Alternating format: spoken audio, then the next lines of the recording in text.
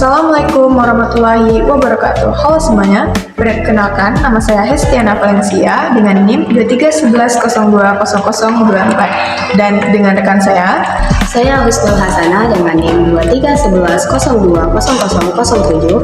Di sini kami akan menjelaskan materi tentang Islam di Nusantara dan awal persentuhan hegemoni Barat. Baiklah, pertama-tama saya akan menjelaskan keadaan ulama Jawa dan pesantren pada masa Islam di Nusantara dan awal persentuhan dengan hegemoni Barat. Yang pertama, peran ulama dalam penyebaran Islam.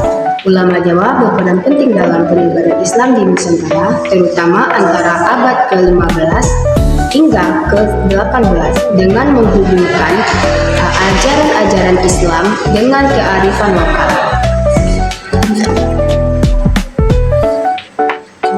Kedua, pesantren sebagai lembaga pendidikan.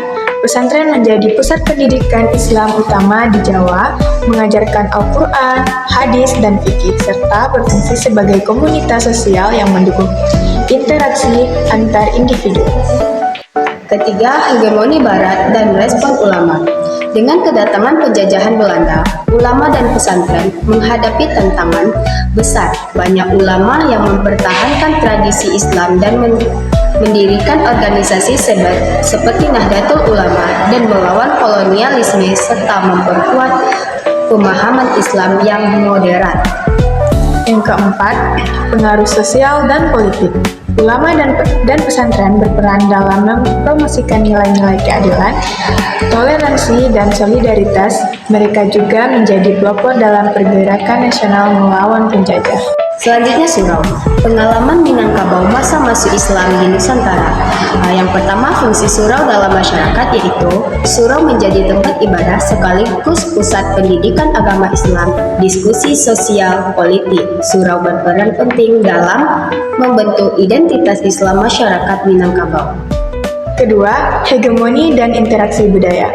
Pada masa kolonial, surau menjadi tempat perlawanan terhadap penjajahan Belanda dan sumber pemikiran reformis. Masyarakat Minangkabau mengadaptasi ajaran Islam dengan budaya lokal, menciptakan sinergi antara Islam dan kearifan lokal. Kemudian perkembangan daya di Aceh pada masa masuknya Islam di Nusantara dan awal persentuhan dengan hegemoni Barat. Yang pertama yaitu Dayah sebagai lembaga pendidikan. Dayah di Aceh menjadi pusat pendidikan Islam sejak abad ke-13, mengajarkan Al-Quran, hadis, fikih, dan tasawuf. Dayah juga berfungsi sebagai tempat pembinaan karakter dan moral masyarakat.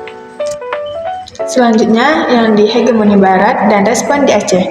Dengan kedatangan penjajahan Belanda, Dayah menjadi basis perlawanan terhadap kolonialisme, mendorong jihad dan nasionalisme.